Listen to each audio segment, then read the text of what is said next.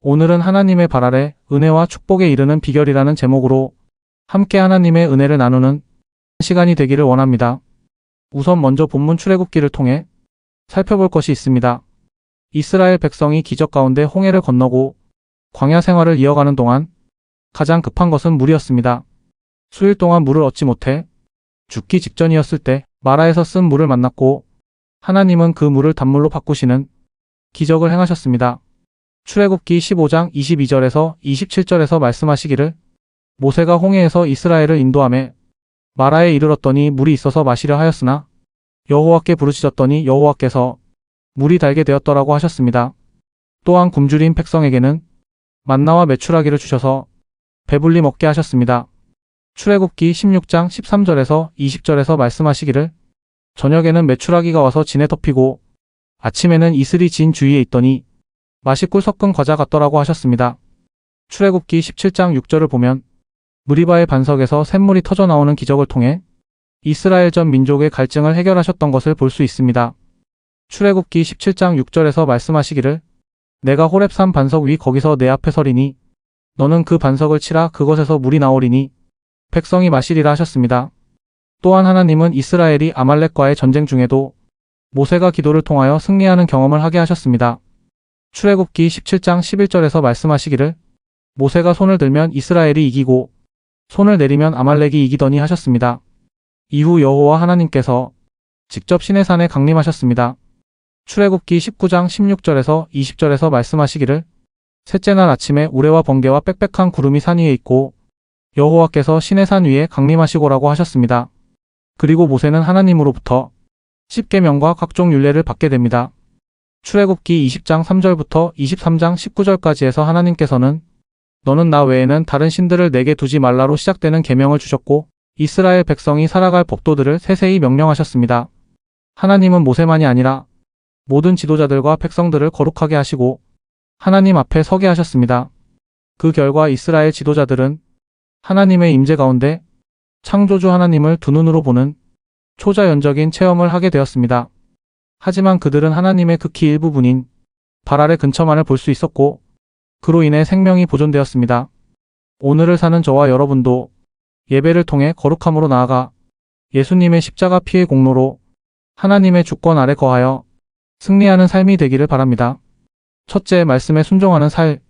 하나님의 발 아래 은혜와 축복에 이르는 첫째 비결은 하나님의 율례와 말씀을 듣고 순종하는 데에서 시작됩니다.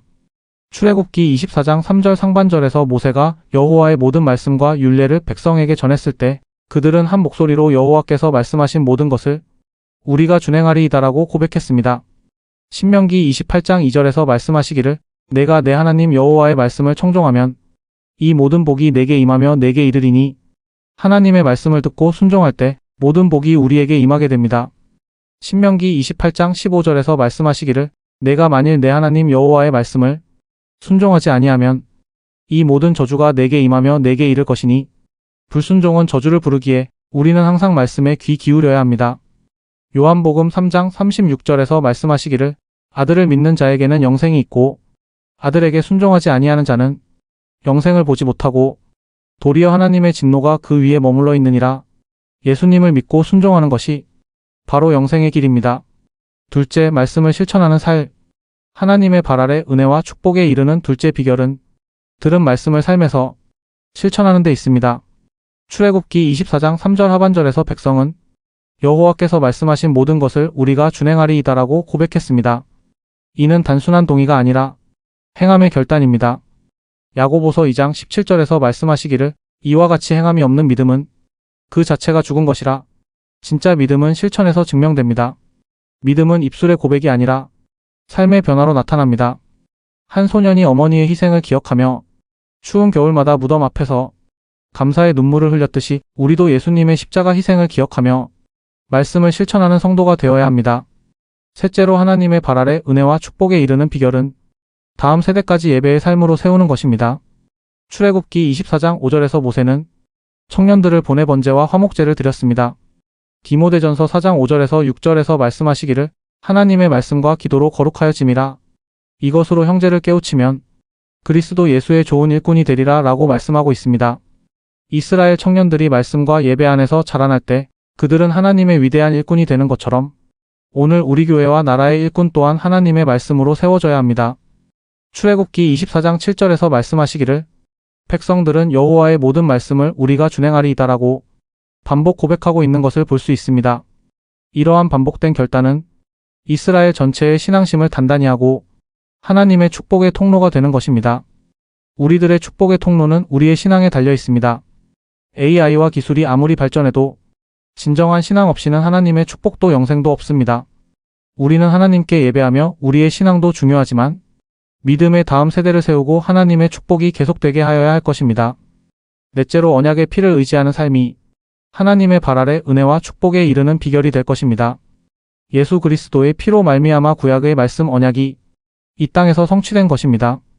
예수님은 말씀대로 이 땅에 오셨고 말씀대로 사역을 하셨고 말씀대로 인류의 죄를 짊어지시고 십자가에서 죽어주셨고 말씀대로 부활하시고 승천하셨습니다. 그리고 말씀대로 예수님은 이 땅의 심판주로 다시 재림하시는 것입니다. 이것이 언약의 성취이며 완성되는 것입니다.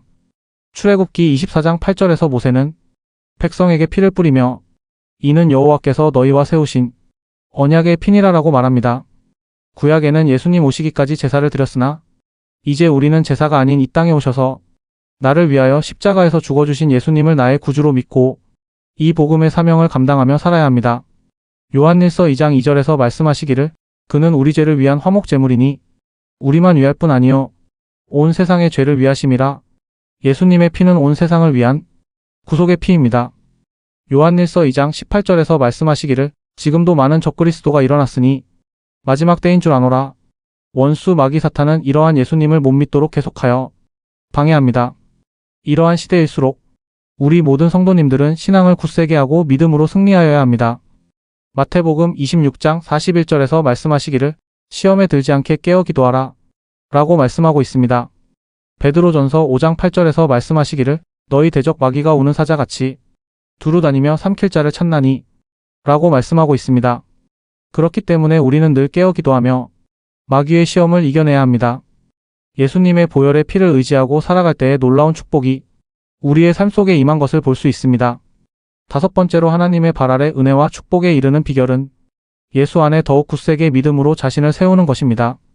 예수 그리스도의 보혈로 죄사함 받은 자에게 죄사함과 함께 복음을 전파하고 하늘에서 상급을 받게 되는 놀라운 축복이 있습니다. 출애굽기 24장 11절에서 이스라엘 지도자들은 하나님을 뵙고 먹고 마셨으나 해를 입지 않았습니다. 그들은 제사를 드리며 제물의 피를 흘렸습니다. 그 제물의 피는 예수님을 상징하며 의미합니다.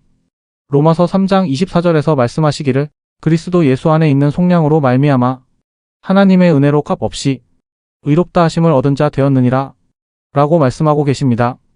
에베소서 2장 8절에서 말씀하시기를 너희는 그 은혜에 의하여 믿음으로 말미암아 구원을 받았으니 이것은 하나님의 선물이라 라고 말씀하고 있습니다. 이것이 놀라운 하나님의 축복입니다. 저와 여러분은 이 땅에 살아가면서 하나님께 자신이 직접 예배하고 하나님의 주시는 축복을 온몸으로 경험하고 느끼면서 강건한 신앙으로 변하게 되는 것입니다. 자신을 하나님의 종으로 예수님의 복음의 사도로 자신을 세우고 귀한 사역을 감당하시기를 축복합니다. 결론적인 말씀을 드리고 싶습니다. 출애굽기 24장 10절에 보면 이스라엘의 하나님을 보니 그의 발 아래에는 청옥을 편듯하고 하늘같이 청명하더라 라고 말씀하고 있습니다. 하나님의 모습 전체가 아닌 하나님의 발 아래 어떤 상황을 확인하게 되었습니다. 만일 전체를 보았다면 생명을 장담할 수 없을 것입니다. 그것은 모든 인생은 죄인이기 때문입니다. 죄인이 하나님의 실체를 직접 보았다면 그는 죽음을 맞이하였을 것입니다. 그래서 하나님의 그의 발바닥 주변 환경을 보게 하신 것입니다. 다만 예수님의 십자가를 통해 우리는 고린도전서 15장 19절에서 말씀하시기를 우리가 바라는 것이 다만 이 세상의 삶뿐이면 모든 사람 가운데 우리가 더욱 불쌍한 자이리라 라고 말씀하고 있습니다. 고린도전서 15장 51절에서 52절에서 말씀하시기를 마지막 나팔의 순식간에 홀연히 다 변화되리니 죽은 자들이 썩지 아니할 것으로 다시 살아나리라 라고 예수님은 반드시 재림하셔서 이 땅의 심판주로 오실 것을 말씀하고 있습니다. 예수님께서 우리 시대에 재림하셔서 우리가 휴거되든지 아니면 우리가 육신의 생을 마감하여서 언젠가 천국에서 하나님을 배울 날이 있을 것입니다. 주님 오시는 그날을 사모하며 하루하루 자신의 일에 무엇보다 복음의 은혜 속에 살아가시기를 축복합니다. 이번 한 주간도 예수님의 십자가 은혜를 통하여 주님의 이름으로 승리하는 삶이 되시기를 예수님의 이름으로 축복합니다. 아멘.